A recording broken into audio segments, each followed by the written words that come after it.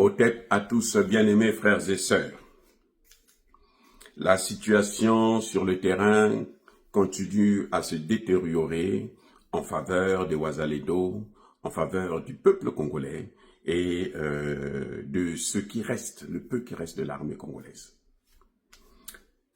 Alors, à Goma et à Bukavu, la situation est incontrôlable, malgré les renforts. Parce que Kagame, au lieu de réduire, de retirer ses troupes, il envoie encore ses troupes à l'abattoir, bien sûr, parce que ça devient de plus en plus compliqué. Vous savez,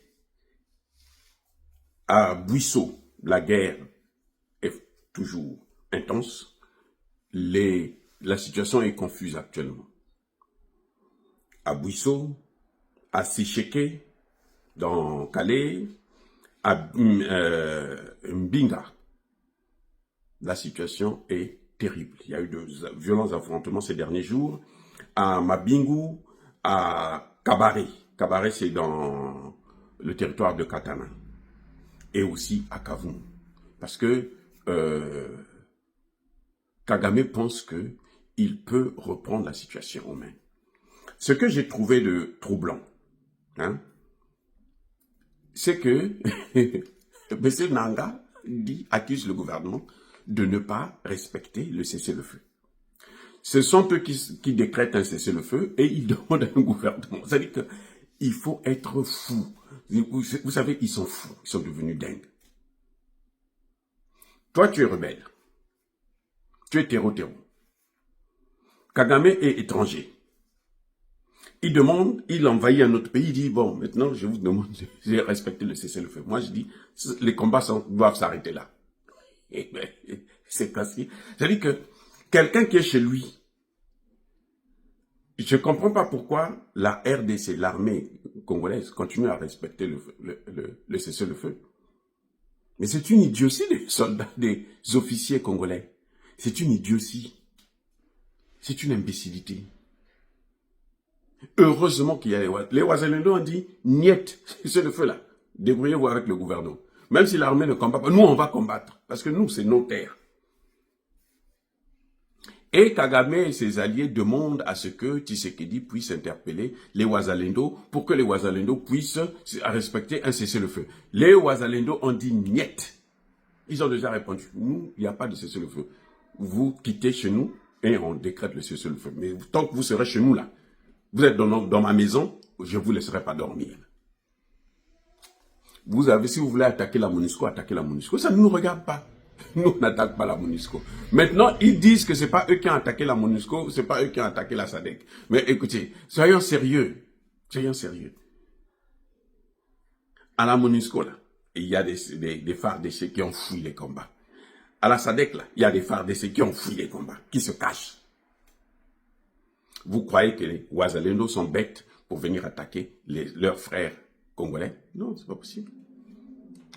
Même si parmi eux, il y a beaucoup de Rwandais. Mais ils ne peuvent pas le faire, ils ne le feront pas aussi. C'est Kagame qui est en train de jouer avec le feu. Vous voyez? Donc quand il demande de chercher de respecter le cessez-le-feu, c'est ridicule. Vous savez, parce que la situation est devenue incontrôlable. Les deuils se multiplient au Rwanda. Je dis bien se multiplient. Écoutez, ce qui est en train de se passer là. Kagame a des armes. Hein. Il est soutenu par la France. Il est soutenu par tout le monde. Mais, les amis, la situation ne s'arrange pas sur le terrain en faveur de Kagame. Au contraire. Ce qui se passe à Goma, ce qui se passe à Bukavu, c'est ce qu'on a vu des Américains au Vietnam. Les Américains avaient tout hein, au Vietnam. Ils avaient eu alors, des armes. Ils en ont toujours d'ailleurs. Parce que maintenant, c'est encore plus. Les Américains sont allés même en Somalie, là. On les a chassés en Somalie. Ils ont fui. Non, on ne les a pas chassés. Non, non. Les Somaliens ne nous ont pas dit non, pardon. Non. Ils ont fui la Somalie. Laissant derrière eux le chaos. Les Américains sont allés, d'ailleurs, en Libye, c'est un échec. Hein. La Libye, ils ont détruit la Libye, oui, ils ont détruit la Libye. Mais c'est un échec de leur politique. Parce que la Libye est pire que ce qu'elle était avant. C'est un échec. En Afghanistan, mais ça c'est récent, on a vu comment les Américains fouillaient. Ils couraient. Ils fouillaient, ils ont quitté l'Afghanistan, mais par la petite porte. C'est ce que vous voyez là, c'est une guerre d'usure, c'est une guerre urbaine, c'est-à-dire que la situation à Goma, là, pour les Rwandais, la milice rwandaise, les terreaux rwandais, là, c'est terrible. C'est pour cette raison que Kabila, parce que Kabila avant il voulait venir s'installer à Goma, il a fui Goma. Il est allé s'installer chez lui, à Gizeni. Ça c'est sur le territoire rwandais. Donc il commande depuis l'étranger. Il commande Goma depuis l'étranger. Mais pourquoi il n'est pas venu à Goma? Il n'avait qu'à venir, il a fui. Et pourtant c'est un général, hein. Kabila c'est un général, ce n'est pas parce qu'il porte maintenant les vestes, c'est un général. Un général c'est un général. Vous voyez? Donc, je crois que la communauté internationale doit prendre ses responsabilités. Et Tshisekedi aussi doit faire sa part. C'est-à-dire que motiver encore plus les Congolais, leur donner l'autorisation de se mouiller le maillot. Parce qu'ils ne sont pas payés pour rien, ils sont payés pour faire la guerre. Pour protéger un peuple. Et ils doivent protéger ce peuple-là. Parce que ce peuple est meurtri.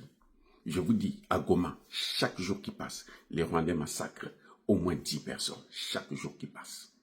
Et c'est grave. Soyez bénis, abondamment bénis par le Dieu des Kémites et par nos ancêtres évangélisés, mais que tous ceux qui persécutent le continent africain, le pillent et le déstabilisent, qu'ils soient noirs, blancs, chinois, arabes, juifs, indiens ou qui qu'ils soient punis, maudits, foudroyés, neutralisés, écrasés, effacés par le Dieu des Kémites et par nos ancêtres évangélisés. Vive l'Afrique éternelle, j'ai dit et j'assume.